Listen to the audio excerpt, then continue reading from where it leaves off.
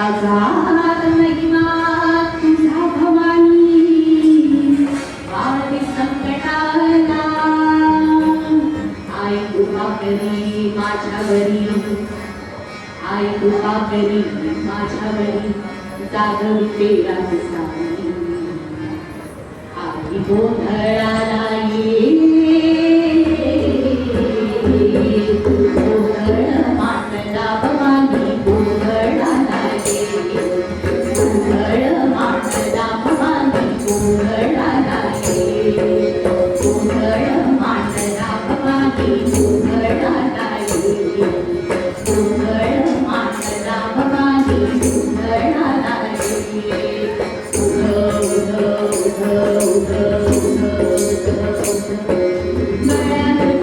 गवळ्याची माळ पायात मांगुळे चाळ, हातात करडी गुलाब आवळी साजरी तो संकळ, त्याच्या वेगुलाली तुझ जगद माता, काढून येते आई नाव तुझे घेतला, आई तुझा करी माझ्यावरी संभाळ, आई तुझा करी माझ्यावरी संभाळ.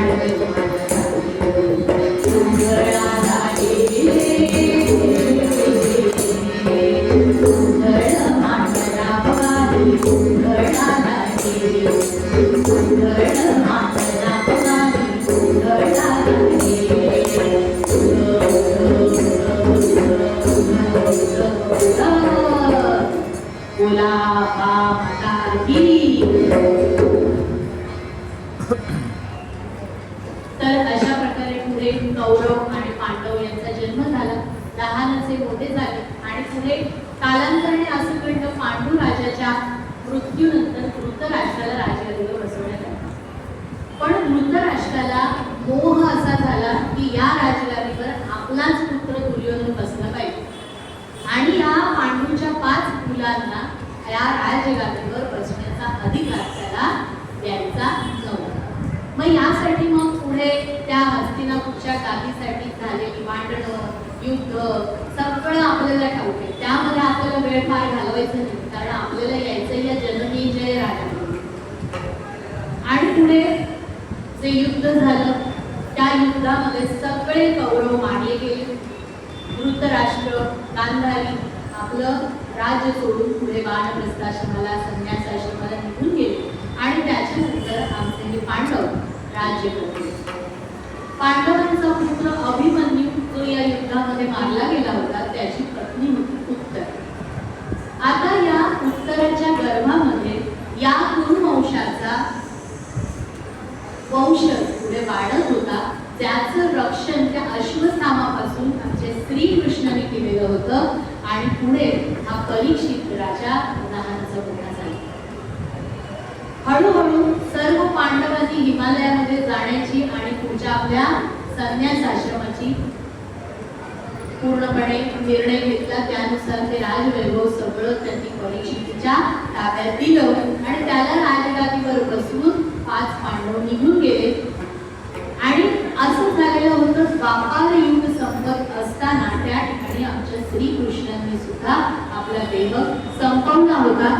सगळे यादव हे सुद्धा मद्यपान करून त्या ठिकाणी आमच्या या गांधारीने श्रीकृष्णाने शाप दिला होता, माझे इतके मुलं 100 कौरव तुझ्या म्हणजे तू साक्षात असून सुद्धा मारले गेले.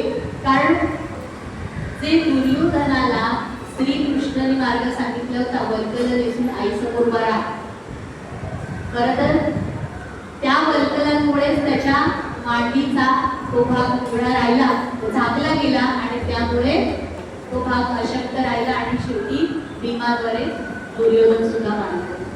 त्यामुळे रागामध्ये या गांधारीनेच या श्रीकृष्णाला शाप पडला होता की हे यादवी जेवढं तुझं मूळ आहे सगळं मारलं जाईल. आणि पुढे कालांतराने असंच घडलं, हे यादवच स्वतः मद्यप्राशन करून भांडायला लागले आणि भांडणामध्ये त्यांनी स्वतःला संपवून घेतलं. हळूहळू श्रीकृष्णाने आपला जो अवतार होता त्या ठिकाणी संपवला आणि पुढे द्वापार युग संपलं आणि कलियुग सुरू झालं. कलियुगामध्ये तेव्हाची अवस्था अशी होती की कली त्या ठिकाणी प्रस्थापित झालेला होता आणि कली आल्यानंतर वातावरण बिघडायला सुरुवात झाली. धर्माला ग्लानी यायला सुरुवात झाली, लोक बदलायला लागली आणि अशी विपरीत लक्षणं या परीक्षित राजाला दिसायला लागली. आता या परीक्षित राजाच्या बाबतीत असं घडलं की त्याने जरासंधाचा जेव्हा युद्धामध्ये पराभव केलेला होता, त्यावेळी त्याची प्रथा असायची की राजाचं मुकुट जो कोणी हरतो की तो आपलं मुकुट काढून जिंकलेल्या राजाच्या पायांवर ठेवतो आणि मग ते मुकुट घेऊन यायचं. आता असं हे जरासंधाचं मुकुट होतं, तर या जरासंधाच्या मुकुटाला एक दिवस ते परिधान करून आमचा हा परीक्षित राजा काय होतो, शिकारीसाठी निघतो. आता जरासंध हा कसा वाम मार्गाने काम करतो, त्यामुळे कलीला जी स्थानं दिलेली आहेत, मद्य आहे, त्याच्यानंतर जुगार आहे, तसं एक सोनं हा सुद्धा कलीला दिलेलं स्थान आहे. पण हे सोनं कसं स्वकष्टाने मिळवलेलं नाही, वाम मार्गाने आलेल्या सोन्यामध्ये कली स्थित असतो. त्यामुळे हा जो जरासंधाचा मुकुट होता हा कसा होता, वाम मार्गाने आलेल्या सोन्यापासून बनवलेला होता. परिणाम असा झाला, तो मुकुट जेव्हा परीक्षितीने आपल्या डोक्यावर घातला, परिधान केला आणि शिकारीसाठी गेला, ती बदलायला सुरुवात झाली. शिकारीसाठी गेला, खूप वनामध्ये फिरला आणि खूप तहान लागलेली होती. असाच फिरत फिरत एका ऋषींच्या आश्रमासमोर येऊन उभा राहिला. पाहत होता समोर ऋषी बसलेले होते आणि ते अगदी ध्यानामध्ये मग्न होते. या मग्न असणाऱ्या ऋषींना या परीक्षित राजाने 2-3 वेळा हाका मारल्याने सांगितलं, महोदय मी फार तहान गेलो आहे, मला पाणी द्या. पण ऋषी मात्र त्यांना इतकी समाधी लागलेली होती, 1 नाही 2 नाही, त्यांनी काही उत्तर दिलं नाही. परिणामी हा आमचा परीक्षित राजा इतका चिडला, लगेच आपला बाण काढला आणि खाली एक मरून पडलेला असा साप होता, तो त्याने उचलला आणि या ऋषींच्या गळ्यात टाकला. आता ऋषींना समाधी लागलेली होती, त्यांना काही हे ठाऊक नाही आपल्याबरोबर काय घडतंय. पण त्यांचा मुलगा जो होता गविजा, तो त्या वेळेला स्नानाला गेलेला होता आपल्या मित्रांसोबत. नदीवरून तो आला आणि आल्यानंतर त्यांच्या लक्षात आलं की आपल्या वडिलांचा असा कोणीतरी काय केलेला आहे, अपमान केलेला आहे. आता ऋषींचा मुलगा आहे. आता जर तुम्ही भागवतामध्ये हीच कथा आहे, इथे सुद्धा कथा अशीच आहे, पण थोडीशी बदलाने आहे. इकडचा जो परीक्षित राजा आहे त्याला शाप देणारा जो मुलगा आहे तो आहे शिवमी त्याचं नाव, आणि इकडे आहे गविज म्हणजे सारस्वत कल्पा. ही सारस्वत कल्पातला हा ग्रंथ आहे आणि तो पद्मकल्पा. त्यामुळे तेव्हा घडलेली घटना थोडीशी वेगळी आहे आणि देवी भागवतामध्ये घडलेली घटना वेगळी. तर आता या गविजाने सगळा अभ्यास केला, सगळं ध्यान लावलं आणि पाहिलं तर आपल्या वडिलांचा या परीक्षित राजाने अपमान केलेला आहे. आमचा पुढचा काहीही विचार केला नाही आणि लगेच शाप देऊन टाकल्या की ज्यामुळे राजाने माझ्या या वडिलांचा असा ध्यानामध्ये असणारा अपमान केलेला आहे, त्याला 7 दिवसामध्ये मृत्यू येईल, तक्षक नाग येईल आणि याला दंश करेल आणि हा राजा मृत्यूमुखी पडेल. आता आमच्या भागवतामधला म्हणजे श्रीमद भागवतामधला जो परीक्षिती राजा आहे ना, त्याला जेव्हा हे कळलं की असा शाप मला मिळालाय, त्याबरोबर त्याने काय केलेलं आहे, सर्व संघ त्याग करून आपल्या मुलाबाळांच्या ताब्यामध्ये सगळं राज्य दिलं आणि तसाच वानप्रस्थ आश्रमाला निघून गेला. आणि त्याने ठरवलं की आपल्या हातामध्ये फक्त 7 दिवस आहेत, त्या 7 दिवसामध्ये आपण असं कार्य करायचं की आपल्याला मुक्ती मिळायला पाहिजे. आणि या शोधामध्ये तो गेला. त्या वेळेला मग त्याला शुक महर्षी भेटले आणि शुक महर्षी भेटल्यानंतर मग श्रीमद भागवत जे श्रीकृष्णांचं चरित्र आहे ते सांगितलं आणि 7 दिवसामध्ये हा परीक्षित राजा मुक्त सुद्धा झाला. म्हणजे नंतर परीक्षित राजाचा आत्मा, त्यावेळेला त्याची शिवाशिवाची भेट झाली, तो आत्मा शरीरातून निघून गेला. त्यानंतर हा तक्षक आला आणि त्या परीक्षित राजाच्या त्या मृत शरीराला तक्ष करून निघून. पण आमच्याकडचा हा देवी भागवतामधला जो परीक्षिती राजा आहे तो मात्र घाबरलेला आहे. त्याला काहीही करून या तक्षकापासून वाचायचं.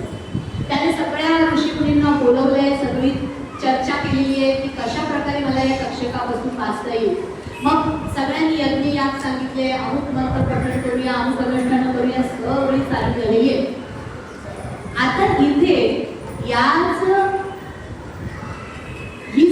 बातमी नगरामध्ये सगळीकडे पसरलेली आहे, राजाला 7 दिवसामध्ये दंश होणार आहे. त्याच्यामुळे राजा घराच्या बाहेर पडणं पूर्णपणे राजाने बंद केलं आणि त्याच्या राजवाड्यामध्ये अत्यंत उंच असणारं जे घर होतं ना, त्या ठिकाणी जाऊन राजा राहायला लागला.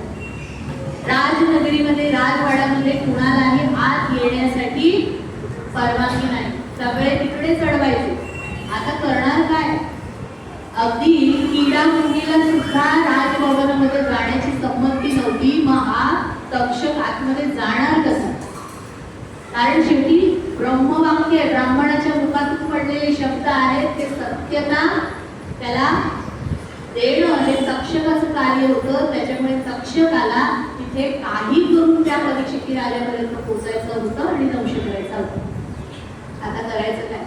इतकी मोठी तटबंदी, बाहेर सैन्य असं तयारच होतं, कुणीही आत येऊन जाऊ शकत नाही. आतमध्ये अहोरात्र यज्ञ चाललेले आहेत, मंत्रपठण चाललेलं आहे. आता या नगरीमध्ये एक कश्यप नावाचा असा ब्राह्मण होता, खूप ज्ञानी होता, खूप हुशार होता आणि त्याच्याकडे अशी शक्ती होती की जर कुणाला नाग चावला, साप चावला की तो त्याला आपल्या मंत्रशक्तीच्या द्वारे पुन्हा जिवंत करू शकत होता. आता ह्याला वाटलं की आपली ही जर करामत जर दाखवली, कारण ब्रह्मवाक्य खरं तर होणारच, जर राजाला जर तक्षक चावला आणि राजा मृत्युमुखी पडला तर मी त्याला पुन्हा जिवंत करेन. आणि हा कश्यप तिकडून निघाला, राजाची परवानगी मिळाली या कश्यपाला आत येण्यासाठी. आता ही बातमी कळली कोणाला? खऱ्या तक्षकाला. तक्षक सुद्धा तिथे निघालाय. त्याने मध्येच या कश्यप ऋषीला अडवलं आणि म्हणाले, तू का चाललायस? अरे माझ्या इतक्या वर्षांची जी साधना आहे, उपासना आहे, त्याला आता कुठे खऱ्या अर्थाने न्याय मिळणार आहे? राजाकडे माझं किती कौतुक होईल, मला किती धन प्राप्त होईल, याचा विचार कर जरा. तक्षक म्हणाला, राजा तुला जेवढं धन देणार आहे त्याच्या 4 पटीने मी तुला धन देतो, पण तू राजाच्या महली जायचं नाही. आता झाला, कश्यपही तयार झाला. आता तक्षकाचा रस्ता मोकळा. पण राजमहालामध्ये पोहोचायचं कसं? तर आता या तक्षकाने आपल्या काही सर्व मित्रांना सोबत घेतलेलं होतं. त्यांना ब्राह्मणाच्या रूपामध्ये त्या ठिकाणी काही फळं फुलं वगैरे सगळं घेऊन पाठवलं. आता हे सर्व मित्र त्या ठिकाणी ब्राह्मणाच्या वेशामध्ये राजवाड्याच्या द्वारापाशी आले आणि म्हणाले की आम्हाला राजाला भेटायचंय, राजा आतमध्ये किती यज्ञयाग करतोय, म्हणजे मंत्र अनुष्ठान चाललेत, आम्हाला सुद्धा त्या पूजेमध्ये समाविष्ट व्हायचे, तेव्हा आम्हाला आज जाऊ. पण पहारेकरी म्हणाले शक्य नाही, आज कुणालाही जाण्यासाठी परवानगी नाही. मग त्यावेळेला हे सर्व म्हणाले, जे भटाच्या किंवा पुरोहिताच्या वेशामध्ये होते, ते म्हणाले ठीक आहे, आम्ही जात नाही, पण आम्ही इतक्या प्रेमाने आमच्या गुरुजनांचा हा जो काही आशीर्वाद म्हणून आणलेला आहे प्रसाद, तो प्रसाद आतमध्ये स्वामींपर्यंत आमच्या महाराजांपर्यंत पोहोचवा. ते म्हणाले हरकत नाही. ती जी फळं होती ती सगळी फळं हे पहारेकरी आतमध्ये घेऊन आले. आतमध्ये मंत्र अनुष्ठान चाललेलं होतं आणि ते मंत्र अनुष्ठान पूर्ण झालं. सूर्यास्ताची वेळ होत आली आणि त्या वेळेला मंत्र अनुष्ठान व्यवस्थित संपन्न झालं. राजाला आनंद झाला की आता सूर्यास्त जवळजवळ काही घटिकाच शिल्लक होता. राजा म्हणाला आता मी वाचलो.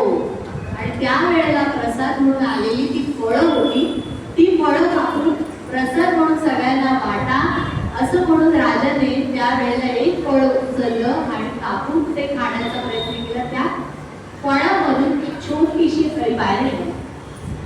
त्या अळीला पाहिल्यानंतर ब्राह्मण म्हणाले, अरे राजा, घटिका तर भरत आलेलीच आहे आणि आपलं संपूर्ण अनुष्ठान संपन्न झालेलं आहे.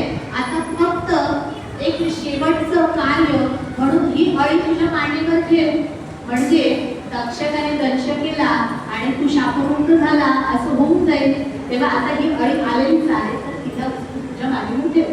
राजा म्हणाले, का आई हरकत नाही. आनंदाच्या योगामध्ये का आई विचार केला नाही. ही अळी उचलली आणि राजाने मांडीवर ठेवली. मांडीवर ठेवता क्षणी भर भर भर भर भर भर त्या अळीचं स्वरूप इतकं प्रचंड झालं की त्या ठिकाणी त्या अळीमधून हा तक्षक नाग त्या ठिकाणी उभा राहिला आणि झप्प परीक्षित राजा त्या ठिकाणी पोहोचला. तर अशा प्रकारे या परीक्षित राजाचा त्या ठिकाणी अंत झाला. आता राजगादीवर बसला आमचा जन्मेजय. जन्मेजय त्यावेळेला 11 वर्षाचाच होता, पण हळूहळू थोडा मोठा झाला. राजकारभार सगळा बघायला लागला आणि त्यावेळेला उत्तंक नावाचे एक ऋषी आले त्याला भेटायला. आता हे उत्तंक ऋषी होते तक्षकाचे दुश्मन, शत्रू. मग आता करायचं काय, तर थोडंसं जन्मेजयाला भडकवायचं आणि या तक्षकाचा काटा काढायचा. म्हणून उत्तंकाने सगळा काही घडलेला प्रसंग, सगळा इतिहास या बाळाला सांगितला आणि जन्मेजयाचा राग इतका गगनाला भिडला की तो म्हणाला आता काही मी या तक्षकाला सोडतच नाही. आणि त्या वेळेला काय करायचं, तर सर्पयज्ञ केला गेला. इतका मोठा प्रचंड सर्पयज्ञ केला गेला आणि त्या सर्पयज्ञामध्ये भराभर सगळे सर्प येऊन पडायला लागले. आता ज्याने म्हणजे तक्षकाने त्या ठिकाणी दंश केलाय तो अजून त्यामध्ये पडलाच नाही. सगळीकडे भयभीत झालेले सर्प आहेत. एक सर्प खेचून जशा अवती पडत होत्या, एकेकाचं नाव घेतलं जात होते, तसे सगळे सर्प येऊन त्या यज्ञामध्ये स्वाहा होत होते. हे सगळं पाहून त्या ठिकाणी देव मातेला त्या ठिकाणी भीती वाटायला लागली की अशा प्रकारे माझे हे सर्प योनीतले सगळी मुलं जर मारली गेली तर काय होणार. त्यावेळेला आस्तिक नावाचे मुनी त्या ठिकाणी हजर झाले आणि त्यांच्यामुळे हा सर्प यज्ञ थांबला. त्यांनी जन्मेजयाची कान उघडणी केली. अरे बुद्धा, या उत्तंकाच्या नादाने तू काय करतोयस, सर्प योनीला संपवण्याचा प्रयत्न करतोयस, असं पाप करू नकोस. तुझ्या वडिलांना सद्गती देण्यासाठी तू यज्ञ करतोयस, पण उलट ते अत्यंत खराब अशा नरकामध्ये जाऊन पडतील, तेव्हा असं महापाप करू नकोस. आणि त्याच वेळेला तो सर्प यज्ञ थांबला. म्हणून आज कुठेही जर कुणाला नाग दिसला, साप दिसला, भयभीत न होता या आस्तिक मुनींचं नाव घेतलं, आस्तिक मुनींना नमस्कार केला की तो सर्प लगेच आपला फणा खाली करून निघून जातो. इतका या आस्तिक मुनींचा या सर्प योनीवर काय आहे, कृपा आहे, आशीर्वाद आहे. आणि मग त्याच्यानंतर या आस्तिक मुनींनी सांगितलं अरे मोठा, हा यज्ञ असा करू नकोस, त्याच्यापेक्षा तू देवी भागवत कर. या देवीची जेव्हा तू आराधना करशील त्या वेळेला तिच्या कृपेने तुझा जो पिता अधम योनीमध्ये जाऊन पडलेला आहे ना, त्याला चांगली सद्गती प्राप्त होईल. आणि त्या वेळेला आमच्या या जन्मेजयाने व्यासांना त्या ठिकाणी पाचारित केलेलं आहे आणि व्यासांनी ही पूर्ण देवी भागवताची कथा आमच्या या जन्मेजय राजाला सांगितलेली आहे. आणि 9 दिवसांचा हा देवी भागवताचा पारायणाचा कार्यक्रम आमच्या व्यासाने उत्तमरित्या पार पाडला. नवचंडी यज्ञ केला आणि होमामध्ये पूर्णाहुती पडली. आई भगवती त्या ठिकाणी प्रसन्न होऊन त्या ठिकाणी अवतीर्ण झाली आणि तिने राजा परीक्षिताला सद्गती मिळवून दिली. बोला अंबा भवानी माता की जय. आता अशा प्रकारे आमच्या या देवी भागवत ग्रंथामध्ये एकापेक्षा एक अद्भुत अशा घटना अब्जावधी वर्षांपूर्वीच्या या सत्य कथा ज्या व्यासांनी एकापेक्षा एक अशा निवडून ठेवलेल्या आहेत. आई भगवतीने मानवावरच नव्हे तर दानवांवर सुद्धा कृपा केली, ऋषींवरच नव्हे तर देवांवर सुद्धा कृपा केली. आणि अशा या भगवतीचा अगाध महिमा तिच्या सर्व भक्तांवर असाच राहू दे असं सांगून आजचा आपला हा कथेचा भाग आपण इथे संपवतोय. उद्या राम नवमीच्या निमित्ताने रामाच्या जन्माचा सोहळा उद्या सकाळी संपन्न होईल आणि आपल्याला देवी भागवताची सांगता शुक्रवारी होईल. कारण शुक्रवारी 9वी तिथी पुढे आपल्या या कार्यक्रमापर्यंत असणारच आहे, तेव्हा आपण या ग्रंथाची सांगता शुक्रवारी करू. आता थोडंसं नामस्मरण करूया आणि नंतर आरतीसाठी